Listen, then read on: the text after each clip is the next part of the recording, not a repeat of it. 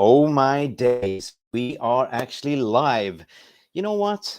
Ten Hag inherited that beautiful red Ferrari from Ole Gunnar Solskjaer. Ten Hag took the coordinates and put in 5-0 or 5-1 in the GPS and went on a cruise control. He has the eyes on the prize. Manchester United are through to the quarterfinals, people. Let that sink in. You know, it was a game of a scrap. You know, it's not easy to go to Seville because they haven't really conceded many goals over there. So, and kudos to the Serbian referee because there was moments of scrappy football. It's a kind of a scrap yard going to Seville, but Seville is a very, very beautiful city. We are talking about going through to the quarterfinals and 5-1 in aggregate. Let's do this. I got my scintillating guests in the background. I have Jay Daly waiting in, calling a spade a spade. Jay, scintillating kind of whoop-ass. How are you, Sir Jay? Hi, Mick. How's it going, buddy? I heard you open a door there with the Ferrari metaphor. Well, if you recall, I said previously the team was a Ferrari, but we had an imposter of a manager, and it was like you give the keys of Ferrari to a toddler. But right now we've got an up and coming Formula One driver driving that Ferrari with Teutonic precision. Yep, and it's not we're not talking about Schumacher. We're not talking about Lewis Hamilton. We're talking about Botswana Puppy. Of course, hey. Botswana Puppy. You're the Ferrari driver, are you? I am the Ferrari driver. You know, that's me swerving past because Ten Hag is at the wheel. I'm the Ferrari driver, but like really, Ten Hag is the real driver right now. I'm riding that euphoria and so excited about the result today. 100%. Can we hear your horn? You had a horn, right? Oh, I have the horn. Let's go. Let's kick off the show, lads.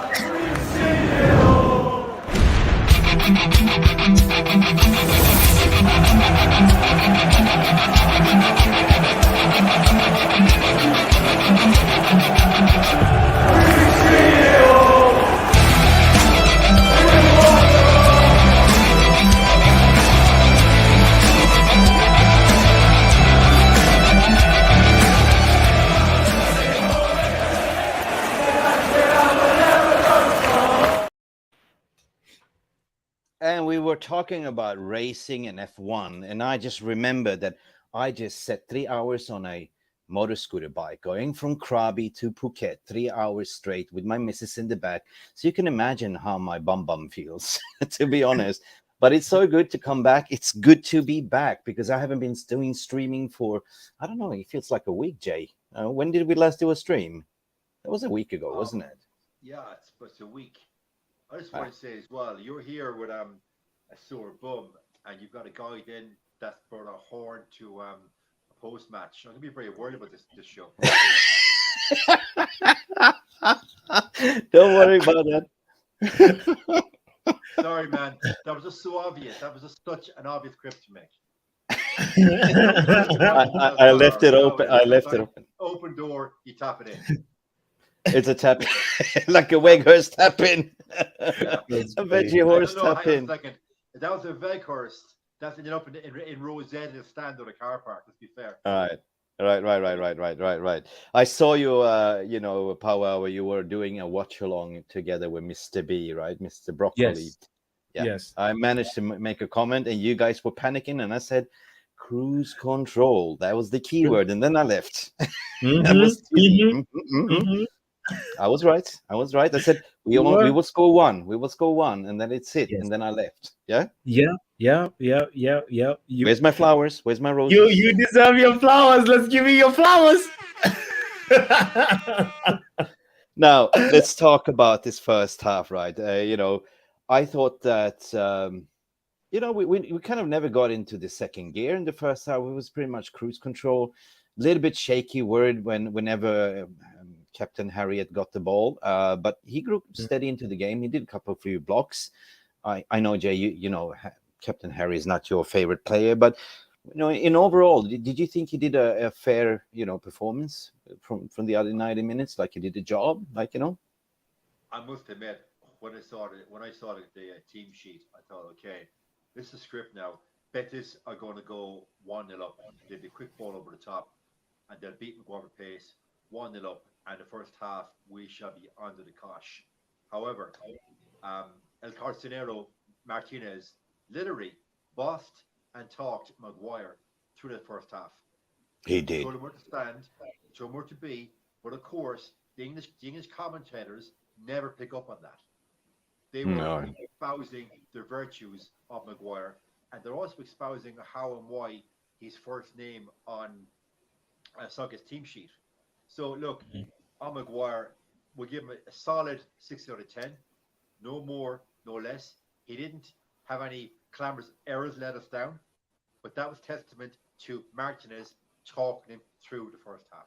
Again, Martinez is such an important player for us. Like, talk to us, Botswana Puppy. Like, when you saw the team sheet, what was your initial reaction? Like, because I knew that there was going to be some form of resting Varane, but either we're going to be Lindelof or it's going to be, Maguire. And was Maguire actually team captain today, or was it Bruno? Yeah, it was. Maguire was the captain, and that's how he usually is every time when he's on the field. It doesn't matter who has it before him. But in terms of his performance, I think he was actually decent. But there was moments when he was shaky, and like as Jay said, Martinez had to talk him about what he needs to do and where he needs to go. But there was some highlights of him somewhere. I saw him in the right wing position, driving with the ball and trying to put across. I show you how to drive this Ferrari. But at the end of the day, it was one of those things where I think, we have to also consider the fact that it's his first start really since September, if I'm not mistaken. It was like he took the Carnival cruises, that lays down somewhere in the Caribbean, and said, I'm going to show you how to drive this Carnival cruises. I'm going to drive it up. Bro. There were moments where he was put under pressure and he didn't really do that well under those moments. But I think the relief was because Marcus Rashford scored, and then we knew that we are really now in cruise control for real. But speaking about Rashford, 27th goal for the season right now. That was a scintillating goal, right? Okay, he missed so many chances, but Rashford is Rashford, right? That sooner or later he's going to get that chance, and he buried that in the top right corner. What a goal! What a goal! Other than that, I mean, he right now, the other thing, for the stats merchants, it's one of those things where he's equal the number of games that Cristiano Ronaldo has played for Manchester United. I think it's 346, and he's doing that at the age of 25, and he's still got a lot of life to go in at least at Manchester United. So he's now the youngest United player to score 25 European goals. So we have a club legend in the making over here. Marcus Rashford is on the footsteps of becoming a great, and who could have predicted the fact that he would make such a turnaround. Remember the player he was just about 12 months ago? Jay, do you remember? Jay, can you read my mind? I'm doing this now. Yeah, okay. The renaissance of Rashford, 2022-23 is quite profound. Last season, Rashford, he was wasteful in possession. He'd almost take that extra step or two too much. The full back would win the ball, or Rashford would put in a very poor cross that would beat the first defender, or the ball would end up in the keeper's hands. He just was not effective. And no matter how poor he was last 2 seasons, Solskjaer hadn't the balls to drop him. Now, this season, he arrived late for training or whatever. There was some incident with Ten Hag. And next game, he's on the bench. He's thinking, okay, hang on a second. This is new here. Okay, I'm considered to the star of the club. I'm here since a kid. I've had a bit of indiscipline. New manager in. I mess up, I'm on the bench. Oh, manager, I can do what I want. So I think for me, that was the tipping point. I think he feels that he's playing for his place week in, week out. Whereas on the previous regime, he knew he was getting picked no matter what. So I think for me, that was the tipping point. And his form since he was benched for that game has just skyrocketed. Yeah, today he missed two opportunities, but that's Rashford. That's the kind of player he is. He in a game, he get 4 or 5 chances, he'd bang in 1 or 2. But you that is kind of similar to comparing what Cristiano Ronaldo was. You know, you just leave him on the pitch and something will happen sooner or later, right? He might miss a few chances, but it's a game changer. You know that you might get something out of Rashford. And this is what I like about Rashford this season. Like, he's absolutely tuned in. You know, I don't know if he's doing any kind of meditation on that stuff, but he's totally blocking out everything, and all he see scoring goals and winning, right? And Mick, to add on to what you're saying exactly, today I think that the life lesson that we can derive from Rashford is, keep trying, because like right now, the moment before that goal, he had 2 moments where there were stinkers, really.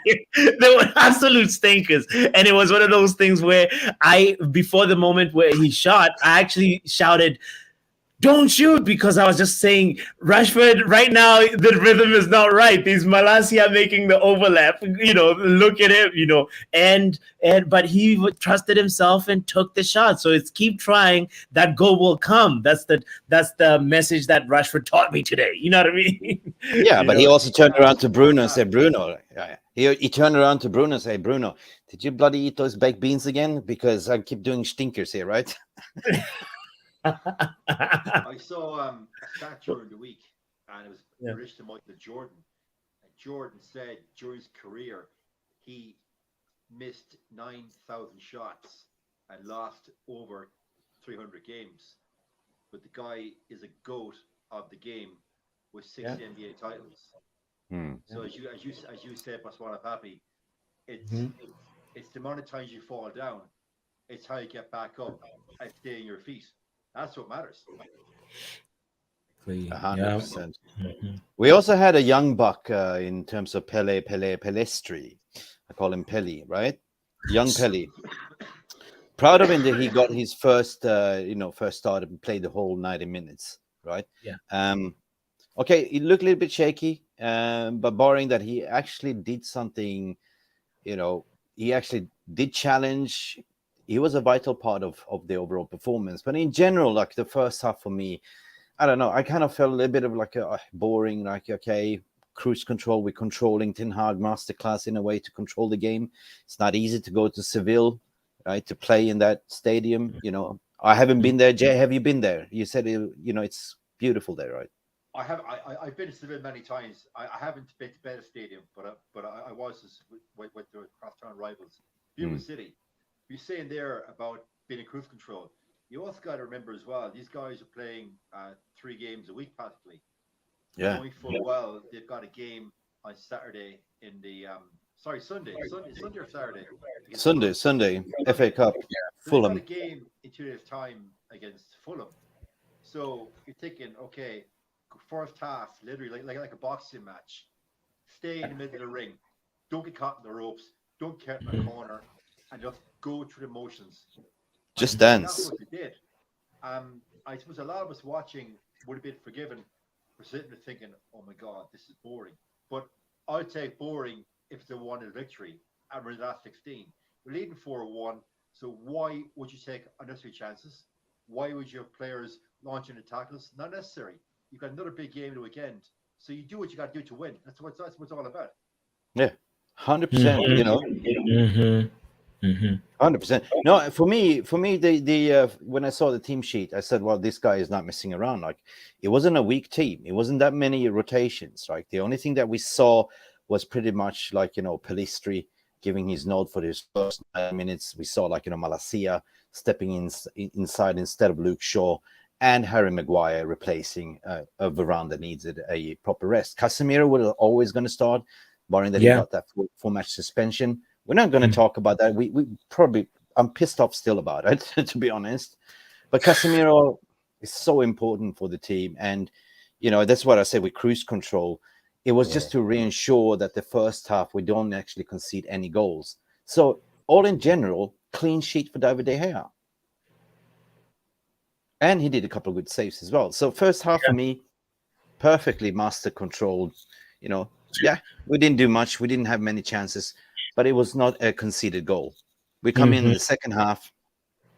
We get a goal through Rashford, and then we saw okay, 5-1 aggregate, fine. We can start rotating. As what Jay said, we have a FA Cup Fulham on Sunday. Out comes Bruno. In comes Lindelof. In comes Sancho, XYZ. So at the end of the day, we qualify to the quarterfinals, right? So I don't know. There's nothing much to say more than that we were quite confident with 4-1. Jay, you said that earlier when we won 4-1, that never do you remember that we have gone to Spain with a 4-1 aggregate. No, never. And I think back in 2018, if memory serves, we are playing away to Seville in the Champions League, and we get knocked out on the Mourinho. And I'm a massive fan of Mourinho. I think getting knocked out of Champions League by Seville in the knockout stages, that turned the tide for Mourinho. Then secondly, Solskjaer couldn't beat a Spanish team if his life depended on it. All remember the games against Villarreal when he couldn't make 100%. Yeah. 100%. So we now have beaten the mighty, albeit corrupt Barcelona. Another show, another day. And we beat Betis in their home ground. We're fifth in the Liga. So I think once and for all, guys, we have broken that Spanish hoodoo.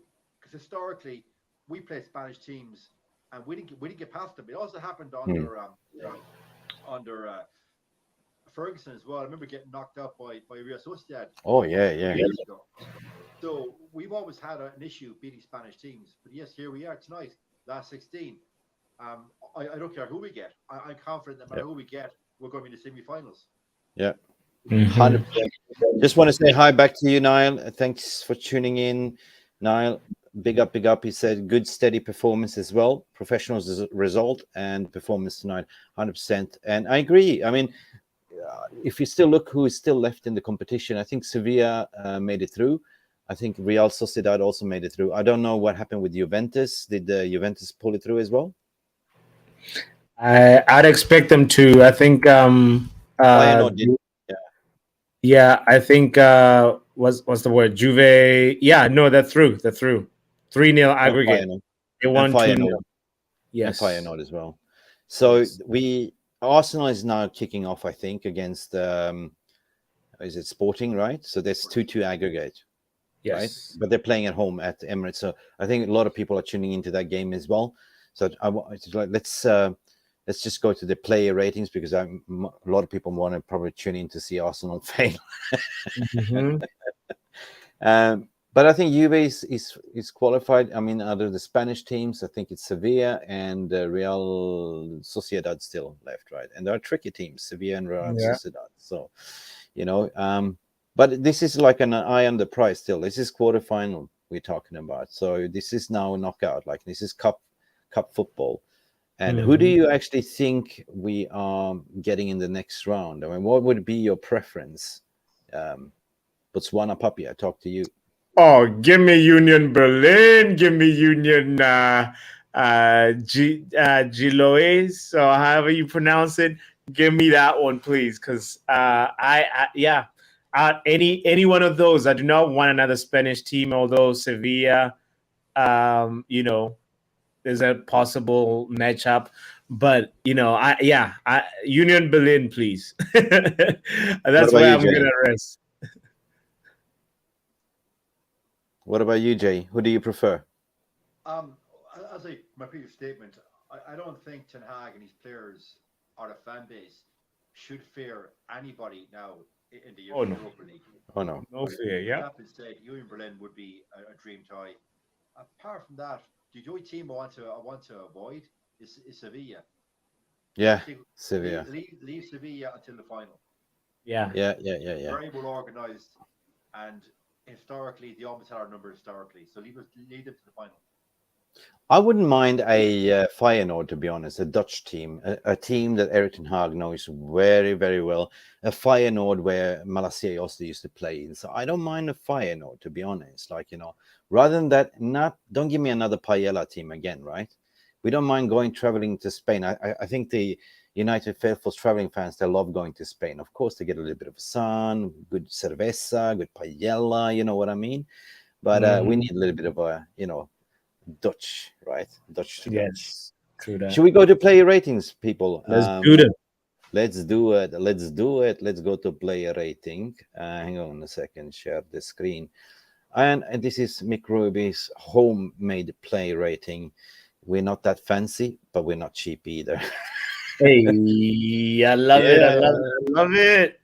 Yeah.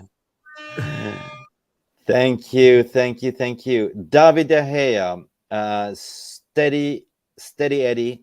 We're not saying steady Eddie on this channel like Graham Souness, but we're at least calling David De Gea clean sheet for today.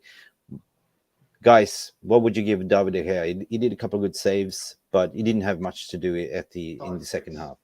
A 6, steady 6. You agree with that? Yeah, I'll give him a 7 just because I'm a little generous. We're through. It's a clean sheet, away ground.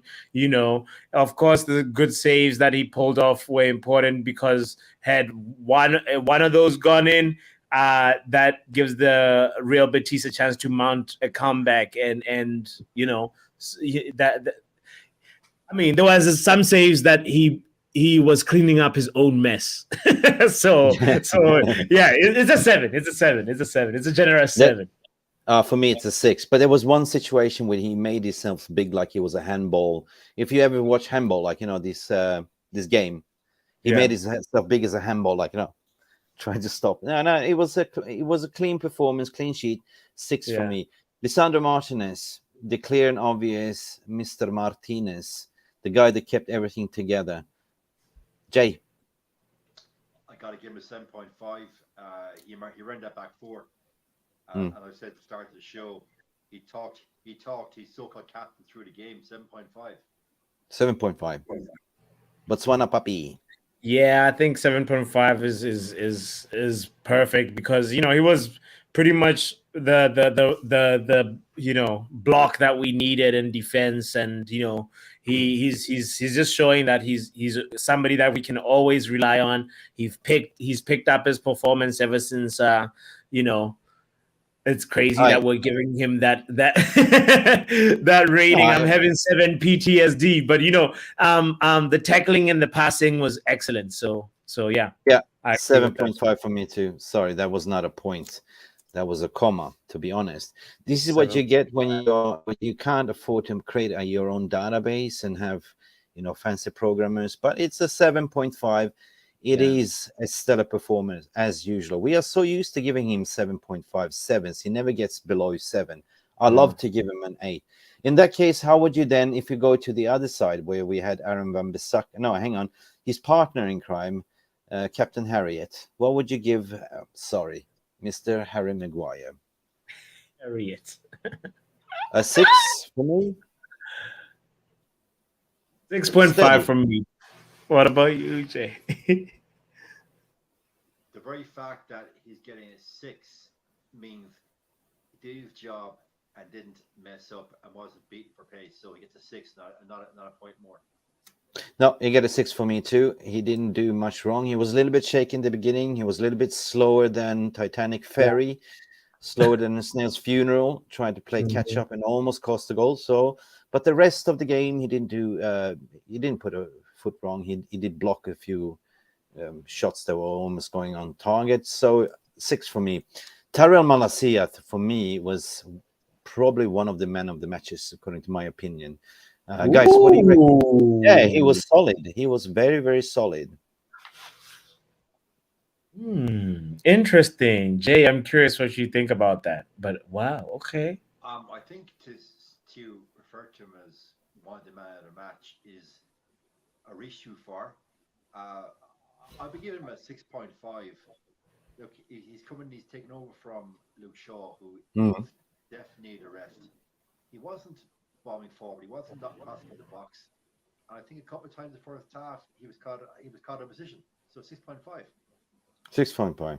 You? Yeah. So I'd give him 7, a generous 7, just because he did the moment that really changed the game. He did that overlapping run that creates the space for Rashford to shoot the ball and get us the goal. But he definitely, it's a generous 7 because Sabali got the best of him a couple of times, and he sometimes lost the ball in dangerous positions. But at the end of the day, his presence in attacking phases was not threatening enough. It was just a mere overlapping run that allowed Rashford to get the goal. But it was important for him to be there. So he has to.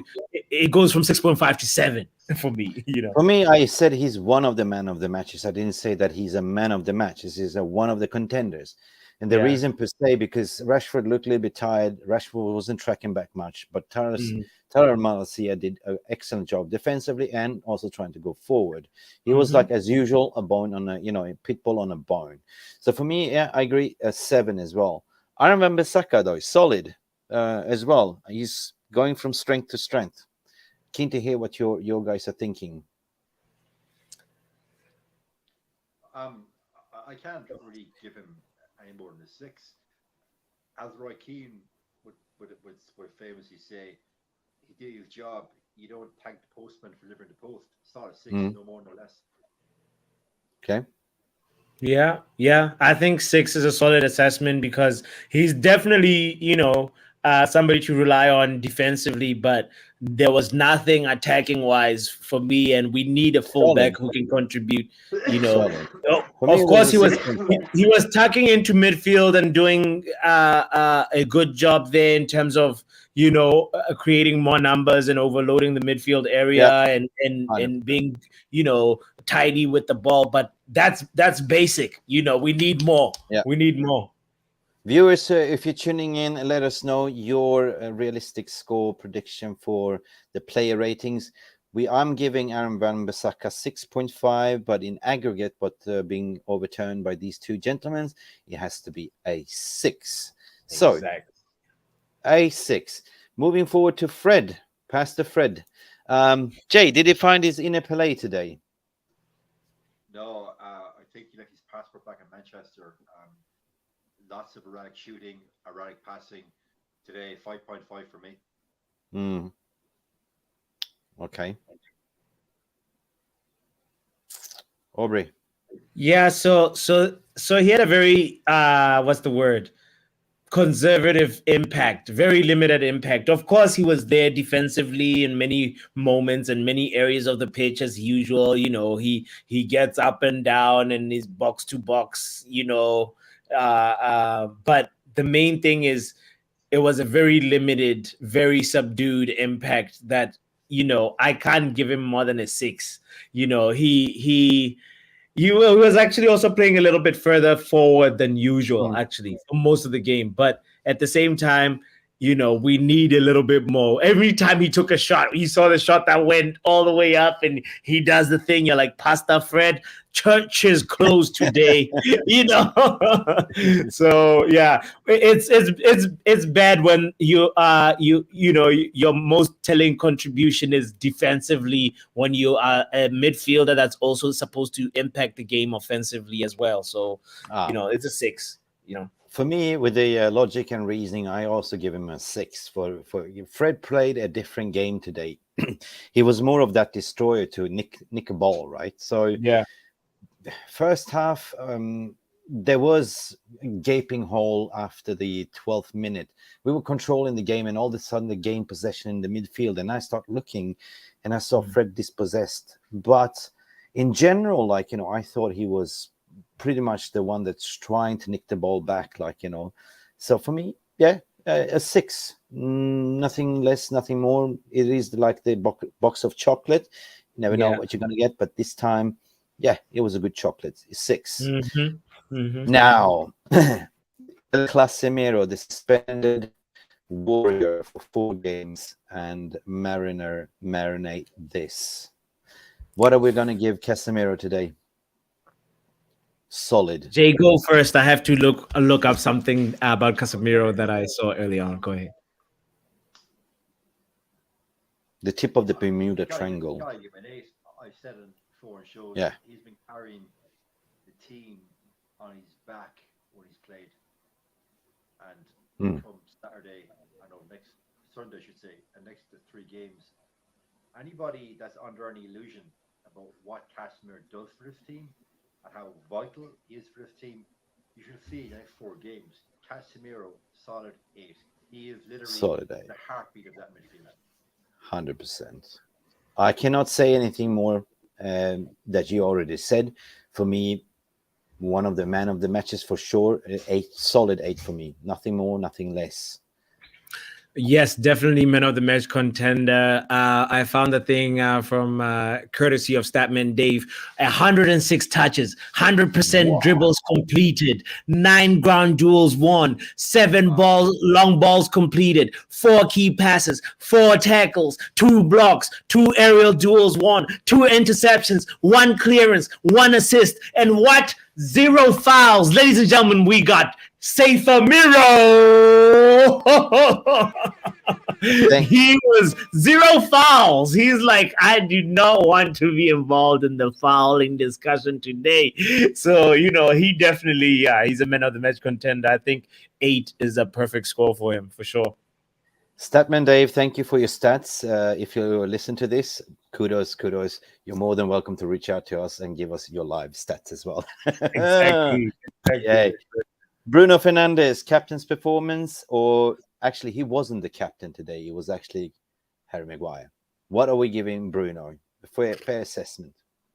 I think he was a 7 today. Yeah. Jay?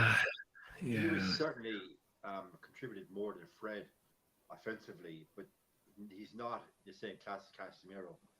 I actually thought it was quite a subdued performance today from Bruno.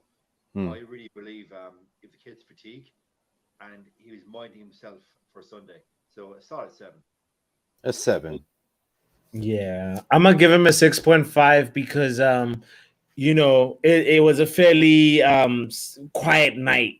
I think he had a few. Obviously, he's one of those players who can have a stinker 17 minutes, and then from there, the rest, give you like a good, ending of the game. So, and that changes your whole assessment of him, And so he's a very tricky one, that Bruno Fernandes. So for me, I think there was a moment that he created for Sabitzer. That if Sabitzer, that left foot shot by Sabitzer that went straight to the keeper, but if that moment goes in, then Bruno is like, oh, genius, Bruno with the assist. But at the end of the day, he needs to be a little bit better with his possession. There was another moment, like in the first half, where we don't need to be putting a ball into the box, and he tries an outside the foot cross, and then it bounces off a defender, and then so he lost the ball in certain moments. So 6.5, that it really, we need a stronger Bruno.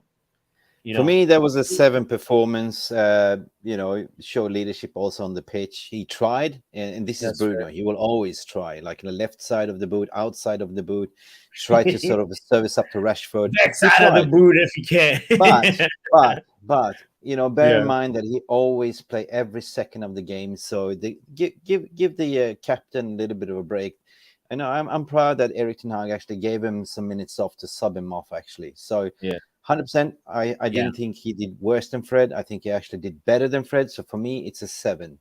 So all in aggregate, it's a 7. Oh God, I hate that number 7.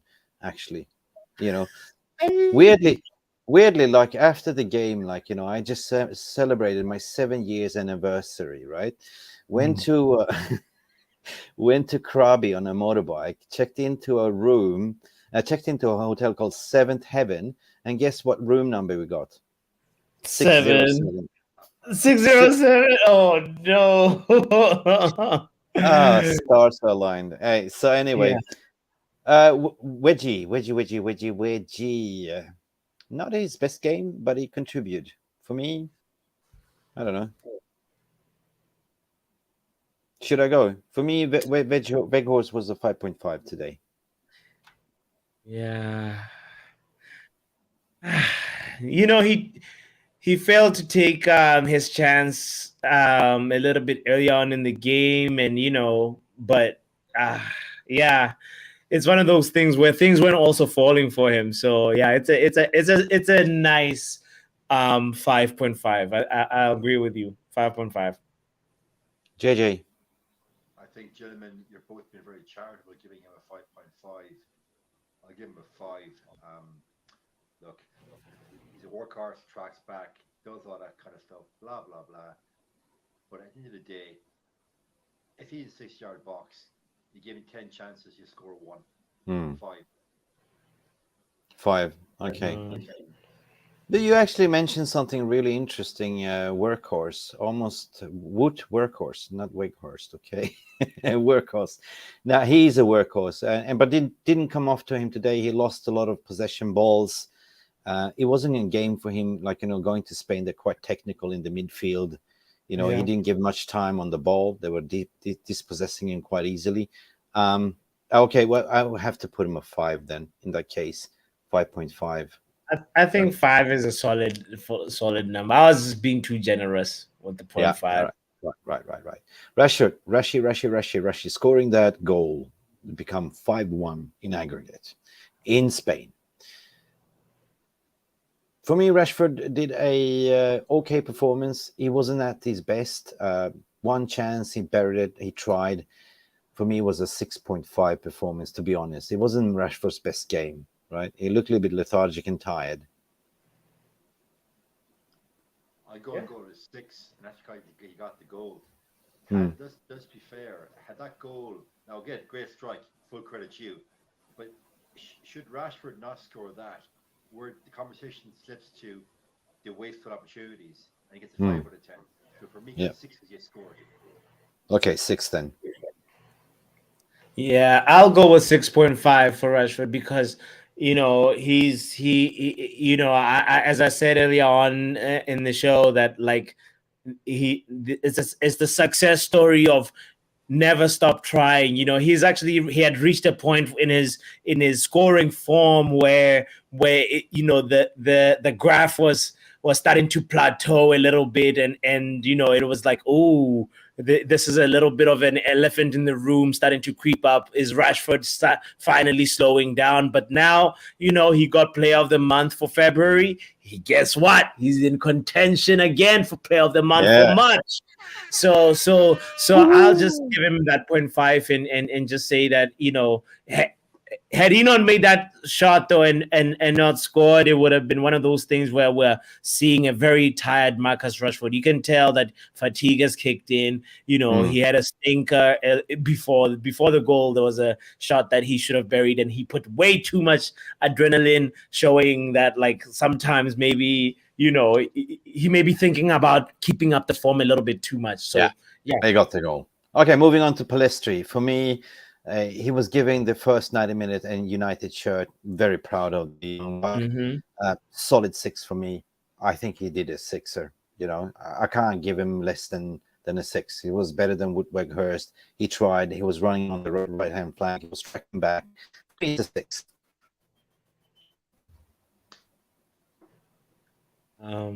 Jay, do you want to go first, or should I go?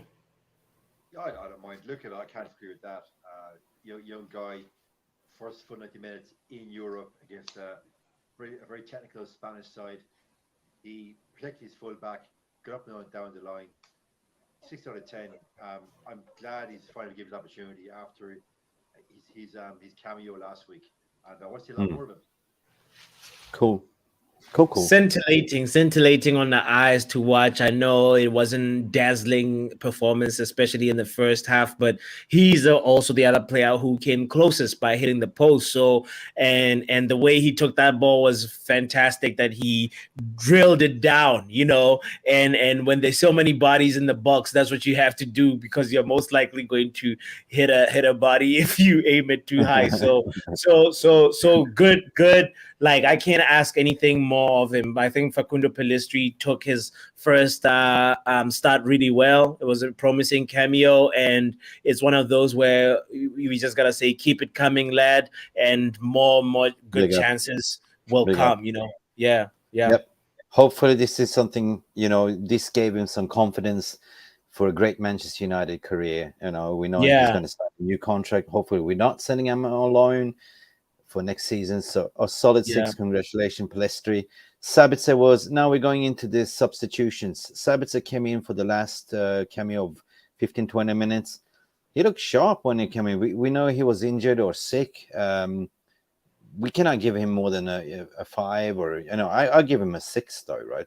Because he played like 15-20 minutes. But yeah, he looked pretty sharp. Go with 6. 6, yeah. Yeah. Sancho? Yeah,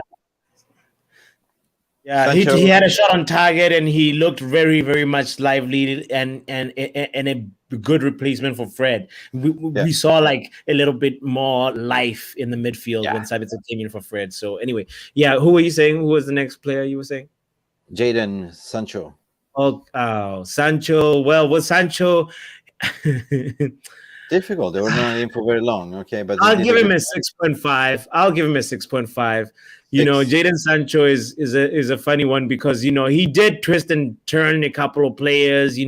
Looking a little lively, and but you need more minutes for you to get a 7. So it was good. He took his few minutes really well. Okay, so 6 it is for Sancho then. Daly came in for. He didn't play many minutes, did he? 10 minutes. No, maybe 10. Yeah, something like that. Yeah, 5 really average then, or 6. What do you say? 5. Jay? Go with 5. He was on pitch so short, you can't really judge. Yeah, same with Elanga then. And Elanga tried.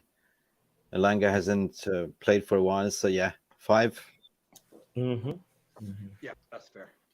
And Lindelof as well, then a 5 because he was in. Fair enough. Guys, what would you score Erik ten Hag? Coming to Sevilla, clean sheet, rotation, successfully going away, gathering his troops. He's got his eyes on the prize now. Now he's one game at a time. FA Cup, Fulham at home. Guys, Erik ten Hag, give us your verdict. 10. Come on. I might give him a 9 out of 10. He went with a solid, strong team as usual. And, he's obviously trying to keep the rhythm going and to keep the confidence of that team going. So, and the fact that he was able to give people like Elanga minutes. I would have obviously loved to see changes a lot sooner. There was like people like I was hoping maybe like Tom Heaton could get a little chance. I mean, what has Tom Heaton done to not get a chance? What are we gonna do, guys? Obviously, I do not want anything to happen to David De Gea, but people can get injured in training. People can get injured. It's one of those things. It's like, I do not want us to plug in somebody when the stakes are higher. When we had a Real Betis game where we can afford to have a goalkeeper make 1 or 2 mistakes and we're still able to go through. So that's why it's not a 10 out of 10. I'm gonna give him a 9. That's knocking him down for that. The most difficult thing for a manager is to keep everyone happy. And today, I think he gave everyone a chance to feel the pitch, which looked very slippery in the first half. Jay, everyone but Tom Heaton. Everyone but Tom Heaton, but Tom Heaton is all right. He gets a free Baskin Robbins afterwards, right? And make champion. I mean, Europa League semi-final. We might need to call on Tom Heaton, and we're gonna have to revisit this clip right here. And I would have said, where was the practice for Tom Heaton when we could have given him practice before? But anyway, Jay, go ahead and say your piece, brother. Pappy, my brother, you just summoned the faith gods now, haven't you? No. I did knock on wood. I knocked on wood. Who's there? I want to pick up on 2 words you used in your analysis. You said confidence and rhythm. After the 7 showing that we won't speak of, we've had 2 wins and a draw. Confidence was out of the web. We had no rhythm. But tonight, you could see it returned. A perfunctory work-life performance, away from home, Spanish side, 1-0. I give Ten Hag a solid 8 out of 10. A 10 out of 10. 10 out Whoop, of 10. days. Okay, I'm being a little bit more conservative. I keep a 9, actually. So, Why do you give him a 9 instead of 10, Mick? oh yeah, okay, I'm generous. I love you, Bold Trafford. Okay, 10. Actually, you're right. You're right. You're right. I'm flip-flopping. I'm going with Jay. Realistically speaking, I'm allowed to be giddy here, and I'm allowed to be a little bit more positive because you know what? He's managing the squad perfectly, as what we said earlier. As I diluted, it's very difficult to keep everyone happy and give play minutes. And the fact that we went to Seville with 4-1 in aggregate and coming away with 5-1, and job done. Job done. Ice on the prize. Man of the match, guys. Are we sticking to El Casemiro? Oh, I'm gonna go with Pellistri. I'm gonna be different and go with Pellistri. For me, Pellistri was my man of the match because he actually was the most exciting player in Manchester United today, wearing that red shirt. And I feel like he took his first chance really well, first time starting, and he was very lively. And he's somebody that I look forward to more. So I'm going to give him my man of the match. He obviously marginally takes it over Casemiro. But yeah. Jay? I've got to go with Casemiro. As I said previously, anybody in the fan base that's not sure what he does for this team, you're going to see the next 4 games. Casemiro's man of the match again. Okay, Captain Mick, I must agree. I don't have any favorite players, never had. I'm a Mancunian. I love the team. I love the gaffer. I love the badge. But this Casemiro is warming my heart up to be one of my favorite players in many, many years. So I would say Casemiro. And my heart bleeds that he got this unfair treatment because Casemiro played over 500 games in Champions League, in La Liga, without even receiving 1 yellow card. He comes over to Premier League, he gets sent off twice. For me, he's the man of the match. Can we have a horn? Let's do it, Casemiro. Man of the match is Casemiro, guys. Thank you so much for participating. Right. What if we get Juventus, right? Now, I have a comment here from Niall saying, what if we get Juventus and Pogba plays? We show him what he's missing under Erik ten Hag. Knock, knock, Pogba, who is there? 10. Niall. Jogba won't play because now Juventus realise he's a waste of oxygen. 100%. You know, in fact, the European Union are now taxing, like, you know, carbon oxidants, like, you know, so reduce your carbon oxidant footprint. Big up.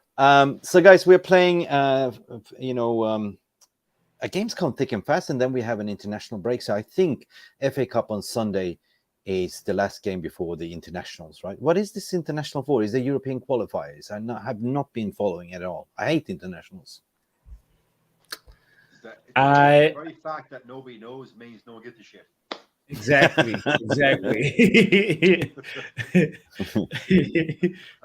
So let's talk about Sunday then. Let's talk about the Sunday because we're going over the man of the match. We're going over everything. How do you think Erik ten Hag will line up on Sunday? Will he go strong? Will he go Varane, Malacia? No, he will go with Shaw. What do you think? Shaw, the usual backline. I remember Saka, Sabitzer in the midfield, Bruno together with Fred. No, no, no. Casemiro is not playing, so it's got to be Sabitzer, Fred, Bruno. Front, Rashford, Weghorst, and Anthony if Anthony's fit, right? Yes, yes. That's a But I quick think announcement. Pellistri has done enough to actually earn himself a start versus Fulham. But that's going to be a big Ten Hag call. But 100%. he would have to be able to explain to Pellistri, oh, you have A, B, C, and D and E faults that do not allow me to start you. But I feel like it'll be exciting to see Pellistri in there again. Yeah. Yeah. I'd love for him to build a little bit more chemistry, especially with Wan-Bissaka and get that right side popping again. Arsenal dismantled Fulham with 3-0 last time. So, in terms of score prediction, what do you think it's going to be? It's going to be. We're playing at Old Trafford. 2-0 clean sheet, 3-0 United, 3-1 United. Hey, what do you think? I don't know. Is Mitrovic fit? Because Mitrovic is really their only goal threat, along with preseason Pirlo. Remember him? Yeah, preseason Pirlo Pereira. He scores 30 yards. What's the betting? Preseason Pereira. I mean, Mitrovic played versus Arsenal, so I think he's fit. So yeah. So if Mitrovic plays, I'll go 2-1. 2-1. But we have Varane back and we have the Butcher. We're going to stop him. Unless we play Maguire. No, I feel like it's going to be 3-1. I go with the Magic. I go with my 3. I believe in 3, 6, and 9, which is Nikola Tesla's key numbers for the Mr. of Universe. So I always go with 3, 6, or 9. 3-1, Manchester United. Or even Hale. I'm Patriot. I believe the Gea clean sheet. Okay, 3-0 United. He says it with chest. I do it. Yep. Guys, we do apologize. We had a little bit of injury today. We were supposed to join by the Man United Mania. Unfortunately, he couldn't make it today. We know we advertised it. You know, if you listen there, big up. He went for his mother's birthday. He couldn't make it home in time. But next time we will have him on. And, until then, I know Arsenal is playing and a lot of you want to be a gooner now, watching them lose, hopefully. But guys, Jay, thank you for coming on. I know you're struggling a little bit with a chest cold. What do you call it? Go have a nice cup of tea. Happy St. Patrick's Day to you as well coming up. Happy St. Patty's Day. Thank you very much. You're welcome. See you on Sunday. Enjoy your weekend. See you on Sunday. But guys, please don't forget to like and subscribe to this video. Tell your friends about MUFC Realist TV. Come back here on Sunday and we shall have a fantastic show for you then. Guys, have a good night from Mick Ruby, from Jay, and from Aubrey here from Football Power, Botswana Puppy. Cheers for now. We're going quarterfinals. Bye. Go United! Thank you so much for stopping by and watching MUFC Realist TV. Don't forget to like and subscribe and follow us on the socials.